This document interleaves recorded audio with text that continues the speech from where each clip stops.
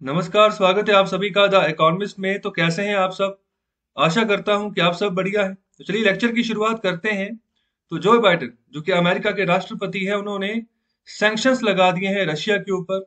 तो साथ ही साथ जो रशियन एम्बेसी में जो रशिया के डिप्लोमेट्स थे, तो उनको भी निकाल दिया। तो यहाँ पर अभी जो खबर आ रही है ना, उसके हिसाब से 10 डिप्लोमेट्स हैं जिनको की निकाल दिया है, एक्सपेल कर दिया है अमेरिका से। तो अभी क्या सैंक्शन लगाए हैं, तो क्यों लगाए हैं, तो क्या रीजन है, कौन कौन से यहाँ पर एरियाज हैं जिसके तहत यहाँ पर सैंक्शंस लगे हैं। तो सब सब चीजें हम यहाँ पर चर्चा करने जा रहे हैं। तो चलिए शुरुआत करते हैं। तो देखिए, इसी साल जो बाइडेन है वो अमेरिका के राष्ट्रपति बने हैं। ओके, तो नवंबर में इलेक्शंस हुए थे, तो बिल्कुल क्लियर हो गया था कि जो डेमोक्रेट्स है वही सत्ता में आएंगे। और इन्होंने ही डेमोक्रेट्स की तरफ से जो थे, यही राष्ट्रपति के कैंडिडेट थे और यही राष्ट्रपति बनेंगे। तो एक डेट होती है अमेरिका में। ओके, तो जनवरी में 20 जनवरी, तो तभी जो है ना वो राष्ट्रपति की कुर्सी पर बैठते हैं।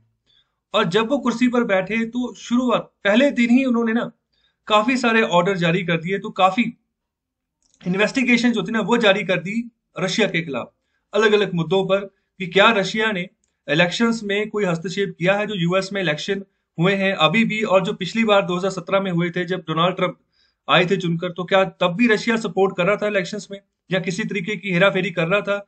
इसके अलावा कोई साइबर हैकिंग वगैरह की है। ओके, तो ये यहाँ पर कुछ मुद्दे थे जिसके यहाँ पर ना चलते पहले दिन ही इन्होंने ऑर्डर साइन कर दिया और इन्वेस्टिगेशन बैठा दी। ओके, तो अभी थर्सडे को ना डिसीजन आया, जब रिपोर्ट आई, तो पाया गया कि रशिया यहाँ पर विलुप्त था। तो ये यहाँ पर क्लेम किया जा रहा है अमेरिका की तरफ से। ओके, तो बहुत सारे एरियाज में सैंक्शन लगा दिए गए जो बाइडेन की तरफ से रशिया के ऊपर। तो अभी डिटेल में बात करते हैं। तो रशिया के ऊपर सैंक्शंस लगाए हैं यूनाइटेड स्टेट्स ने। तो थर्सडे की ये न्यूज है। तो यहाँ पर एलिगेशन क्या लगाया गया है, तो एलिगेशन जो यूएस की तरफ से लगाया गया है रशिया के ऊपर, कहा गया है कि इंटरफेरेंस की है इन्होंने यूएस इलेक्शंस में, साइबर हैकिंग की है। इसके अलावा जो यूक्रेन का मुद्दा है ना, तो वो भी काफी यहाँ पर न्यूज में रहता है अमेरिका की तरफ से। तो यूक्रेन का मुद्दा क्या है, इसके बारे में भी मैं चर्चा करूंगा आगे। और इसके अलावा और भी यहाँ पर जो हरकतें रशिया की तरफ से की गई हैं, तो उनका दंड दिया जा रहा है यूएसए के द्वारा रशिया को। तो सैंक्शंस लगाए गए। ओके, तो अभी क्या होगा, सैंक्शंस में क्या होगा? तो अभी कुछ मेजर्स निकाले जाएंगे जिसके तहत जो रशियन कंपनीज है ना, तो उनको ब्लैक लिस्ट किया जाए। ओके, और इसी के साथ जो रशियन डिप्लोमेट्स हैं, जो कि अमेरिका में जो रशिया की एम्बेसी है, तो वहां पर जो रशियन डिप्लोमेट्स हैं उनको यहाँ पर कह दिया गया है कि आप जाइए। ओके, एक्सपेल कर दिया गया है। और साथ ही साथ यहाँ पर ना कुछ लिमिट्स लगा दी जाएंगी जो रशिया का सॉवरेन डेट मार्केट है। ओके, तो मतलब कि जिस डेट मार्केट से जो रशिया रशिया की जो कंपनीज जो पैसा उठाती हैं मार्केट में से, तो अभी इसके ऊपर भी लिमिट्स लगाएगी कि कितना मैक्सिमम पैसा जो है ना वो उठा सकती है अगर कोई रशियन कंपनी अमेरिका में ऑपरेट कर रही है तो। ओके, तो अब अभी इस तरीके से अमेरिका में जो रशियन कंपनीज है उनको ब्लैकलिस्ट किया जाएगा। और क्या इनका दायरा है, किस तरीके से ये काम करती हैं, तो ये सब कुछ करने का मतलब क्या है? सब कुछ करने का मतलब यही है, क्या कोई रशियन कंपनी अमेरिका में रहते हुए अमेरिका की खुफिया जानकारी रशिया की सरकार तक तो नहीं पहुंचा रही? ओके, तो बिल्कुल सेम मीजर जो यहाँ की, जहां पर यूएसए चाइना के खिलाफ यूज करता है। जैसे चाइना के खिलाफ जो टिकटॉक था, तो टिकटॉक को बैन किया, तो उसका रीजन भी यही था कि हमारी जो यहाँ पर जानकारी है, तो हो सकता है कि चाइनीज कंपनीज जो हैं, जो अमेरिका में ऑपरेट कर रही हैं, तो हो सकता है किसी ना किसी रूप से जो अमेरिका की जानकारी है, खुफिया जानकारी, उसको चाइना में ट्रांसफर कर रही है। तो इसी सिक्योरिटी पॉइंट ऑफ व्यू से उनके ऊपर बैन लगा। वो तो भारत ने भी इसी चक्कर में यहाँ पर बैन लगाया, क्योंकि सिक्योरिटी पॉइंट ऑफ व्यू से यहाँ पर काफी इंपॉर्टेंट चीज थी।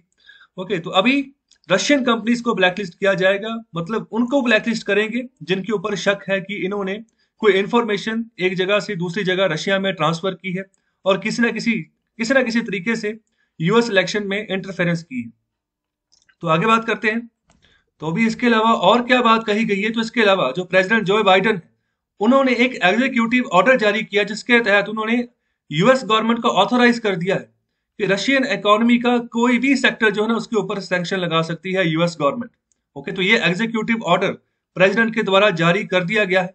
तो यहाँ पर साथ ही साथ जो रशियन कंपनीज की जो एबिलिटी है, क्यों यहाँ पर सॉवरेन डेट इशू कर ले, कहने का मतलब सॉवरेन डेट मार्केट में होता क्या है, कॉर्पोरेट बॉन्ड मार्केट में होता क्या है, कि कंपनी जो है ना अपना डेट इशू करती है और कहती है कि मुझे इतना लोन उठाना है मार्केट से। फिर इन्वेस्टर्स आते हैं, वहां उस कंपनी में इन्वेस्ट करते हैं, उनको अच्छा खासा रिटर्न वगैरह मिलता है, जिसके तहत कि इन्वेस्टर्स खींचे चले जाते हैं कि हम किसी पर्टिकुलर कंपनी में इन्वेस्ट करते हैं। तो अभी इसी यहाँ पर जो ये डेट उठाने का जो यहाँ पर प्रक्रिया है ना, तो इसके ऊपर लिमिट्स लगा दी गई हैं अमेरिका की तरफ से। ओके, तो जो एबिलिटी है ना रशिया की कि कितना पैसा इकट्ठा कर सके, उसको अभी कम कर दिया गया। अभी कितना कम किया इसके बारे में अभी जानकारी नहीं आई है। तो अभी ये एक तरीके से पनिशमेंट दी जा रही है मॉस्को। मॉस्को क्या है? मॉस्को रशिया की कैपिटल है। तो कि क्यों यहाँ पर पनिशमेंट दी जा रही है कि यूएस इलेक्शन 2020 में जो इलेक्शन हुए हैं नवंबर में, तो वहां पर इंटरफेयर किया है रशिया ने। तो इसके अलावा और क्या सैंक्शन लगाए गए हैं? तो बाइडेन की तरफ से जो यूएस फाइनेंशियल इंस्टीट्यूशंस जैसे बैंक हो गया या फिर कोई नॉन बैंकिंग फाइनेंशियल कंपनी होगी, मतलब कि जिसका काम है कि कॉर्पोरेट फाइनेंसिंग करनी, किसी कंपनी को फाइनेंस प्रोवाइड करना या इन्वेस्टमेंट प्रोवाइड करनी, तो उनको भी रोक दिया है कि वो प्राइमरी मार्केट में जो रूबल डिनोमिनेटेड यहाँ पर रशियन सॉवरेन बॉन्ड्स होंगे वहां पर पार्टिसिपेट नहीं करना है। वहां पर कोई भी अगर रशियन कंपनी है ना, तो यहाँ पर अगर सॉवरेन बॉन्ड इशू कर रही है, ओके, तो वो रूबल डिनोमिनेटेड बॉन्ड है। मतलब रूबल क्या है? रूबल रशिया की करेंसी है। ओके, तो वहां पर अगर रूबल के तौर पर यहाँ पर कोई रूबल करेंसी के मायने में अगर कोई यहाँ पर बॉन्ड इशू कर रही है रशियन कंपनी, तो उसमें यूएस फाइनेंशियल इंस्टीट्यूशन हिस्सा नहीं लेंगे, वहां पर इन्वेस्टमेंट नहीं करेंगे। ओके, तो ये 14 जून से ये बात यहाँ पर लागू हो जाएगी यूएस फाइनेंशियल इंस्टीट्यूशंस के ऊपर। तो प्राइमरी मार्केट क्या होती है?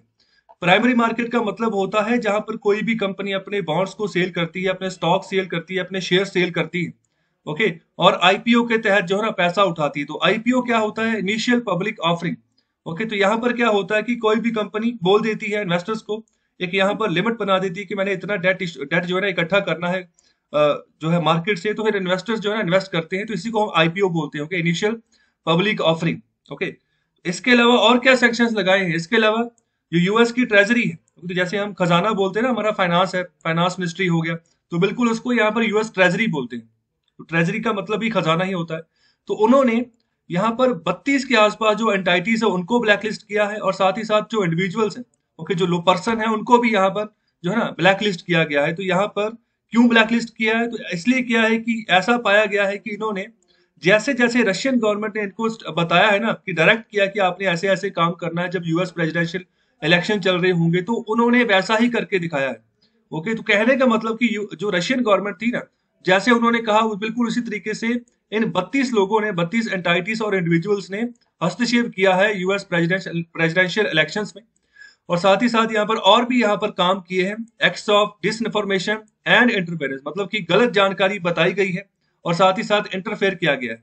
और इसके अलावा और जो बात की जा रही है, और इसके अलावा यूरोपियन यूनियन, ब्रिटेन, ऑस्ट्रेलिया और कनाडा, तो इनके इनके साथ ही मिलकर जो मतलब जिस इशू के ऊपर ये भी जो सवाल उठाते रहते हैं, तो यहाँ पर यूएस ट्रेजरी ने 8 इंडिविजुअल्स को यहाँ पर ना सैंक्शन लगा दी उनके ऊपर, जो कि यहाँ पर एसोसिएट थे रशिया के ऑन गोइंग ऑक्यूपेशन के ऊपर। तो कौन सी ऑक्यूपेशन के ऊपर?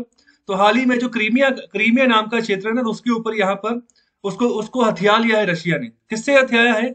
यूक्रेन से। तो ये 2014 की घटना है। तो तब से ना यहाँ पर रशिया के ऊपर, अब तब भी उस समय सैक्शंस लगाए गए थे जब 2014 में ये घटना हुई थी। तो अमेरिका तब से चिढ़ रहा है रशिया के खिलाफ, जब से यूक्रेन के ऊपर हमला करके एक यहाँ पर क्रीमिया नाम का रीजन जिसके ऊपर कब्जा कर लिया रशिया ने। ओके, तो ये भी एक रीजन है जिसके तहत यहाँ पर सैंक्शंस लगाए गए हैं। तो यहाँ पर भी 8 इंडिविजुअल्स के ऊपर सैंक्शन लगे हैं जो कि रशिया का साथ दे रहे थे, जो कि उन्होंने रिप्रेशन किया है, कब्जा किया है क्रीमिया का। ओके, सर 2014 की जो बात की जा रही है। ओके, तो ये है क्या, ये रीजन क्या है, ये क्रीमिया का क्या इशू है, इसको डिस्कस करते हैं। तो ये देखिए, ये यूक्रेन का मैप है। ओके, और देखिए ये यूक्रेन जो था ना, ये किसी जमाने में 1989 से पहले यूएसएसआर का ही हिस्सा था।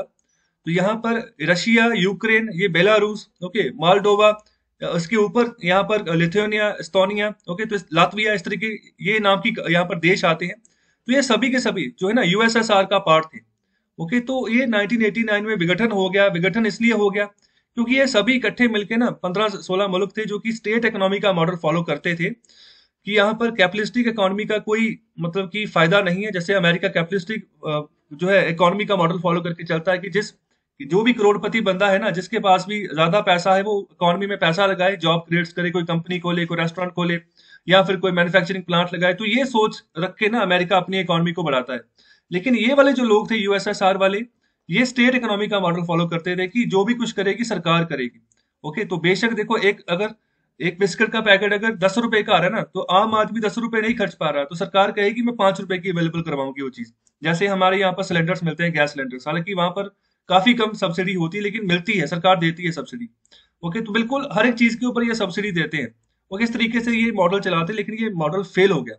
ओके, 1989 में जितने भी 15-16 मुल्क 15 मुल्क थे जो कि यहाँ पर इसके साथ थे यूएसएसआर के, तो उनका उन्होंने यहाँ पर विघटन हो गया, तो टूट गया। तो किसी ने भी दोबारा से ना स्टेट इकोनॉमी के मॉडल के ऊपर मुंह तक नहीं किया कि मतलब इतना खराब मॉडल इनके सामने ये पेश हुआ।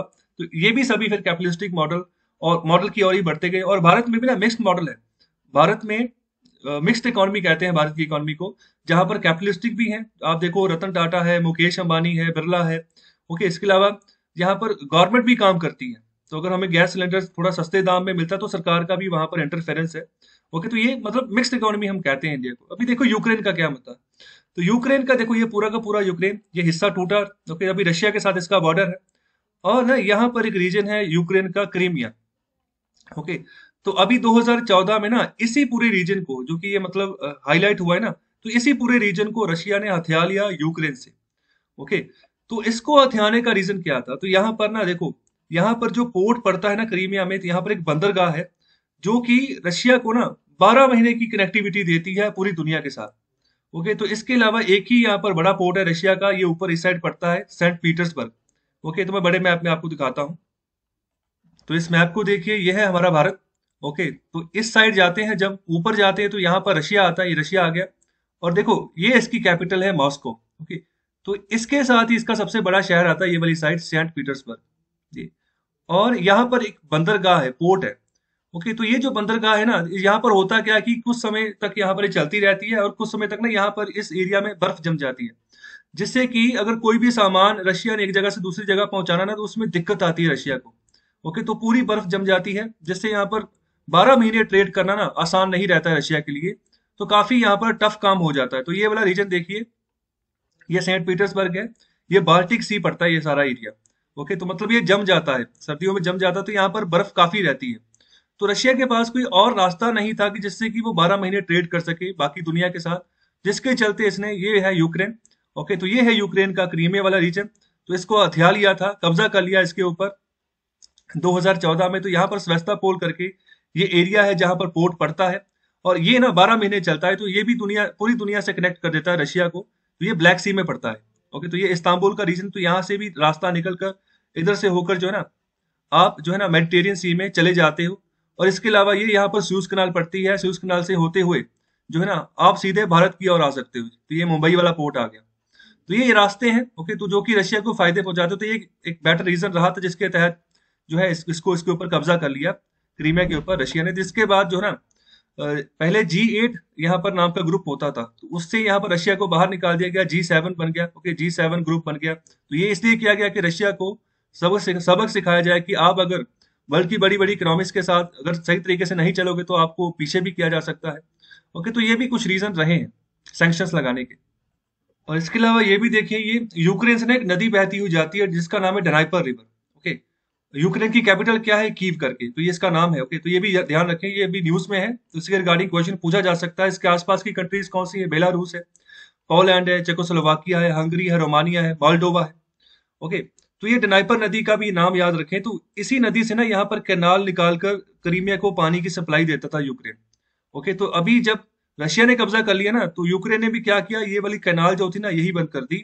तो जो मतलब कि मेन सोर्स थी पानी का क्रीमिया रीजन के लिए, तो अभी ये लोग मतलब कि ना पानी के लिए यहाँ पर काफी जद्दोजहद कर रहे हैं। तो रशिया की सरकार भी रिक्वेस्ट भी कर चुकी है बाद में यूक्रेन को कि आप बेशक हमारे से पैसे ले लो, लेकिन वो पानी की सप्लाई बहाल कर दो। ओके, तो अभी कब्जा किया है, तो बाहर रशिया डिमांड उठा नहीं सकता कि मतलब कि यहाँ पर इनके हिस्से का पानी नहीं मिल रहा, जैसे कि पाकिस्तान को उसके हिस्से का पानी मिला है इंडस रिवर से। ओके, तो वो बिल्कुल एक ट्रीटी हुई है, इंडस वाटर ट्रीटी हम उसको बोलते हैं, जो कि 1950 में हुई थी, जहां पर वर्ल्ड बैंक बिचौलिया था इंडिया और पाकिस्तान के बीच में। तो उसको पाकिस्तान को उसके बनते हिस्से का पानी मिलता रहता, लेकिन यहाँ पर रशिया कुछ नहीं कर सकता। इंटरनेशनल मुद्दा भी इसको नहीं बना सकता, क्योंकि इसने कब्जा किया हुआ है इसके ऊपर, किसी दूसरे मुल्क की सहमति नहीं ली है। ओके, तो ये यहाँ पर सिचुएशन है। तो यहाँ के लोग भी ना पानी के लिए त्रास रहे हैं। और इसके अलावा क्या बात की जा रही है, तो इसके अलावा अभी यूएस जो ना, जो यहाँ पर मीजर्स लगाए गए, जो सैंक्शंस यूएस के द्वारा लगाए गए ना, तो अभी हाल ही में क्या होना था, अभी कुछ समय बाद ही ना यूएस और रशिया के बीच में एक समिट होनी थी। ओके, तो ये पहली समिट होनी थी जो बाइडेन की प्रेसिडेंट व्लादिमीर पुतिन के साथ। ओके, तो अभी ऐसा कहा जा रहा है कि अभी इसके चांसेस जो है ना काफी कम हो गए कि शायद ही ये समिट हो यूएस और रशिया के बीच में। और इसके अलावा रशिया का क्या बयान आया, रशिया ने अभी क्या यहाँ पर ना क्या स्टेटमेंट दी है, जब ऐसे सैंक्शंस रशिया के ऊपर लगाए गए, रशियन कंपनीज के ऊपर लगाए गए अमेरिका में, तो सीधे सीधे यहाँ पर रशिया ने बोला है कि ऐसा यहाँ पर कोई मुद्दा नहीं है जो बातें यहाँ पर की जा रही है यूएस के द्वारा कि हमने चुनाव में हस्तक्षेप किया है। हमारी कंपनी जो है यहाँ पर साइबर हैकिंग करती है, जो इंपॉर्टेंट इन्फॉर्मेशन हमें शेयर करती है। तो सीधे सीधे मना कर दिया रशिया ने। ओके, डिनाई कर दिया है कि हमने यहाँ पर कोई मेडलिंग नहीं की है यूएस इलेक्शंस में। ओके, ना ही हमने यहाँ पर कोई साइबर हैकिंग की। ओके, तो ये सीधी सीधी बात जो है कर दी गई है रशिया के द्वारा। और इसके अलावा इनके ऊपर यह भी आरोप लगा कि यूएस की एक टेक्नोलॉजी कंपनी है सोलर विंड्स कॉर्प SWIN करके, कि इसी के द्वारा यहाँ पर ना यूएस गवर्नमेंट के जो नेटवर्क्स थे उनको पेनिट्रेट करने की कोशिश की, मतलब हस्तक्षेप करने की कोशिश की। तो ये सीधे सीधे मना कर दिया रशिया ने कि ऐसा कुछ नहीं है। और साथ ही साथ ये भी कहा है कि जो यहाँ पर अलेक्सी नावल्नी है ना, तो ये अलेक्सी नावल्नी कौन है? ये रशिया के ऑपोजिशन लीडर है। ओके, मतलब कि तो इनको यहाँ पर जहर देने की बातें चल रही हैं, तो मतलब रशिया ने इनको जहर दे दिया है, तो ऐसे भी बातें थी, तो इसको भी डिनाई किया है रशिया ने कि मतलब ऐसा कुछ नहीं है। ये वकील है अलेक्सी नवाल्नी, और इनकी जो आयु है ना 44 ईयर के आसपास है, तो मतलब यंग ही है।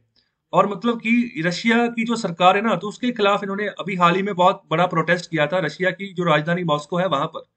और जो व्लादिमीर पुतिन है, जो कि रशिया की प्रेसिडेंट है, तो उनके ऊपर भी काफी इन्होंने करप्शन के चार्जेस लगाए थे कि मतलब ये करप्ट हो, सरकार जो है करप्ट हो चुकी है।